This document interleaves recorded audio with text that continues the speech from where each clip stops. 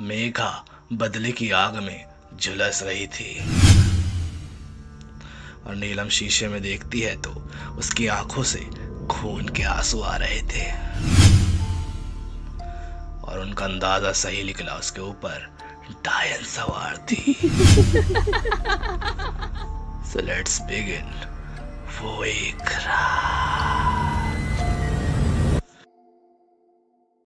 दोस्तों लौटना है एक और ऐसी हद से ज़्यादा खौफनाक और हैरान करने वाली कहानी के साथ, जिससे आप अगर रात में अकेले के वक्त सुन रहे हैं तो ऐसी गलती भूल के भी मत कीजिएगा, वरना आपके अंदर भी बेइंतहा दहशत भर सकती है। चलिए बिना टाइम वेस्ट किस कहानी की स्टार्टिंग करते हैं। तो आज की जो सच्ची और खौफनाक घटना हमें भेजी है, रायपुर छत्तीसगढ़ की रहने वाली कविता ने भेजी है। वो बताती है कि ये हादसा जब उनके आसपास हो रहा था तो खुद उनके अंदर इतनी खौफ भर गया था कि उन्हें अपने किसी रिश्तेदार के यहाँ जाना पड़ गया था। चलो इस कहानी की स्टार्टिंग करते हैं। कहानी की स्टार्टिंग होती है कविता के 2 घर दूर रहने वाली नीलम आंटी से। नीलम जो कि नेचर में बहुत ही अच्छी सी, सबसे बहुत ही अच्छे से बात करना, कभी किसी से कोई झगड़ा नहीं, बहुत ही अच्छा स्वभाव था उनका। उनकी बेटी और अच्छा खासी मतलब फैमिली थी, सब कुछ बहुत सही था। एक दिन की बात है कि उनकी पहचान की एक मेघा आंटी थी जो कि उनके घर आती हैं। उन्हें एक जॉब का ऑफर देने की हमारे स्कूल में, मतलब जहाँ वो काम करती है वहाँ एक लेडीज़ की ज़रूरत है जो थोड़ा बहुत साफ़ सफाई और बच्चों का ख्याल रखती है ना, उसी के लिए। तो आखिरकार नीलम भी खाली थी, हाँ कर देती हैं। सब कुछ सही था, ज्वाइनिंग करती है वहाँ पे, काम भी ठीक ठाक था और वहाँ अच्छी खासा उनको मतलब फील भी सही आती थी, ठीक है, सब कुछ सही था। आखिरकार नीलम को वहाँ पे काम करते 1 महीने होने लगे थे। उसी दौरान वहाँ की कुछ और लेडीज़ों से उनकी पहचान हो जाती है। सब कुछ सही चल रहा था कि एक दिन की बात है कि नीलम और मेघा के बीच कुछ अनबन हो जाती है। जो नीलम थी वो उनकी मतलब मेघा के अलावा एक लेडीज़ थी वहाँ पे, उससे कुछ मतलब मेघा के बारे में कुछ बातें बता देती है, जिसकी वजह से मेघा के अंदर बहुत ज़्यादा गुस्सा भर चुका था कि उसने ऐसा किया क्यों। वो बहुत ही ज़्यादा गुस्से में थी और मतलब सीधे जाके ना मतलब बहस करने लगती है और नीलम के बाल पकड़ लेती है। मतलब बहुत ही ज़्यादा झगड़े का माहौल बन जाता है और जो वहाँ के प्रिंसिपल वगैरह, जो टीचर्स वगैरह थी, वो लोग मेघा की गलती देखते हैं। इस वजह से मेघा को वहाँ पे बहुत ज़्यादा बातें सुननी पड़ जाती हैं और आखिरकार सबसे ज़्यादा मतलब जो था ताना उसी को सहना पड़ता मेघा को। कुछ गलती नीलम की भी थी, पर ये सब चीज़ें उतनी ज़्यादा हाइपर नहीं होती, नॉर्मल होती है, थोड़ा बहुत बुराई झगड़े हो जाते हैं। बट वहाँ पे मेघा बहुत ही ज़्यादा हाइपर हो गई थी। तो इसी दौरान फिर मतलब ऐसी ऐसी बातें होती, प्रिंसिपल वगैरह मेघा को ही चिल्लाते क्योंकि गलती मेघा की देखी गई थी। आखिरकार सब कुछ बात आई गई हो गई।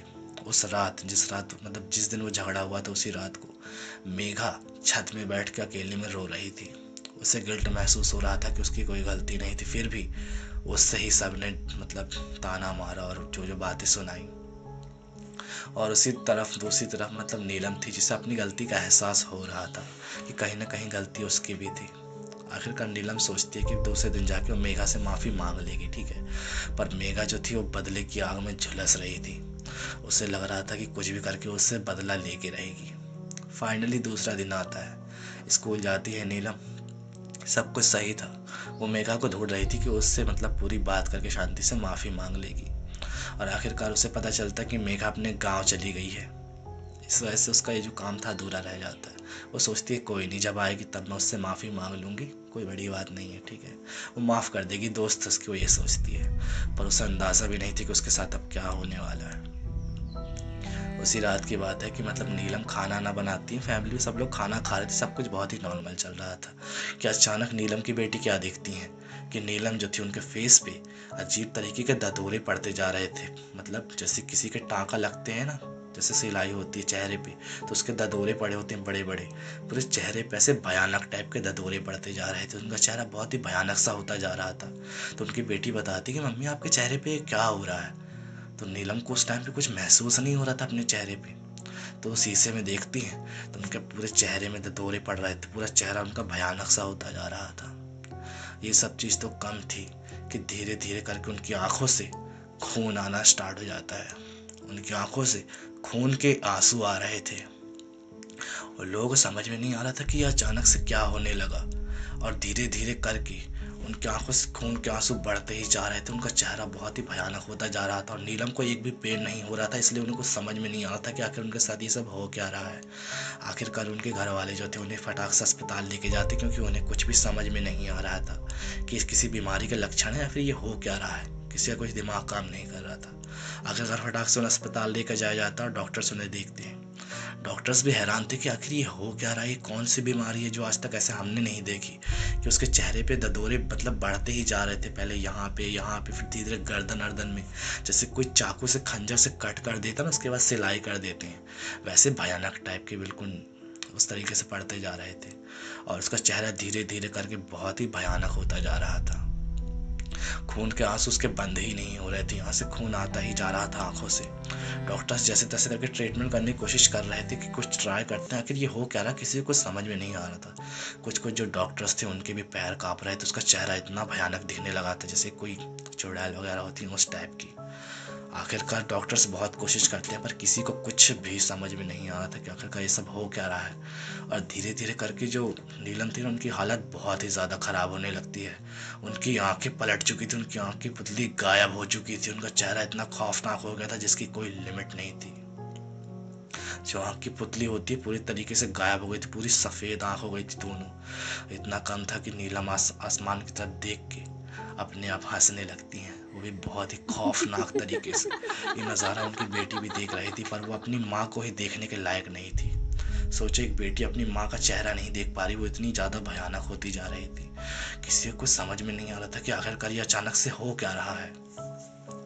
पर धीरे धीरे करके उनकी हालत इतनी ख़राब होती गई कि डॉक्टर भी उन्हें नहीं संभाल पाए। नीलम बेइंतजाम बहुत बेकार तरीके से आसमान की तरफ देख के हंसती जा रही है। वो भी बहुत खौफनाक तरीके से, उनकी पूरी आंख सफ़ेद थी, पूरा भयानक चेहरा, इसे देखकर किसी के भी पैर कांप जाए। और आखिरकार हंसते ही हंसते हंसी भी रुक गई और उनकी सांसें भी, और कोई कुछ नहीं कर पाया। किसी का दिमाग काम नहीं किया कि आखिरकार ये क्या था और क्या हो गया। देखते ही देखते कुछ ही घंटों के अंदर नीलम इस दुनिया से जा चुकी थी। उनके घर वाले पूरे यह हादसा देख रहे थे, उनकी खुद की बेटी के सामने ये सारी चीजें हुई, पर किसी को कुछ समझ में नहीं आया कि आखिर ये सब हो क्या गया। वो एक रात जब वो लोग खाना बनाकर खाना खा रहे थे और कुछ ही घंटों के अंदर ये क्या से क्या हो गया, किसी को कुछ समझ में नहीं आया। और आखिरकार दूसरे दिन क्रियाक्रम का टाइम आया। सब कुछ रोआ पीटी मची थी, सब कुछ चल रहा था कि वो लोग अपने गांव से एक पंडित को बुलाते जो उनकी फैमिली की सारी चीज़ें देखते थे। वो देखते कि नीलम के पैर में पूरे तलवे ना नीले पड़ चुके थे। पूरा ऐसा लगता कि मानो खून जम के उसके पैरों के तलवों में आ गया हो, पूरे तलवे उंगली पैरों की पूरी तरीके से गाढ़ी इंक होती है स्याही, उस तरीके से नीली पड़ी हुई थी। और उसकी आंखें अभी भी पलटी थी, पूरी की पूरी सफ़ेद दिख रही थी। उसे देखकर ही वो समझ जाते कि इसके ऊपर किसी ने काला जादू करवाया था, यानी कि इस पर किसी ने आत्मा या चुड़ैल का साया छोड़ा था। इसकी वजह से इसकी यह हालत हुई, किसी को कुछ भी समझने का टाइम नहीं मिला। तो वो उन्हें बताते उनकी फैमिली वालों को कि इसके ऊपर किसी ने कसर करवाई थी, जिसकी वजह से सारी चीज़ें हो गई और कोई समझ भी नहीं पाया। किसी की दुश्मनी थी इससे। और वहाँ पर सारे लोगों के चेहरे पर उदासी थी सिवाय एक को छोड़ के, जो कि मेघा थी, और उसके चेहरे पर एक अजीब सा सुकून था। तो दोस्तों कहानी अच्छी लगी हो तो चैनल को सब्सक्राइब करके वीडियो को लाइक करके अपने दोस्तों के साथ शेयर कर देना। और तुम्हारे पास भी अगर ऐसी कोई स्टोरी है तो कमेंट करके बताना, मैं पर्सनली तुमसे कांटेक्ट करूंगा। तो मिलते हैं नेक्स्ट स्टोरी में, तब तक के लिए टाटा बाय बाय, जय श्री राम।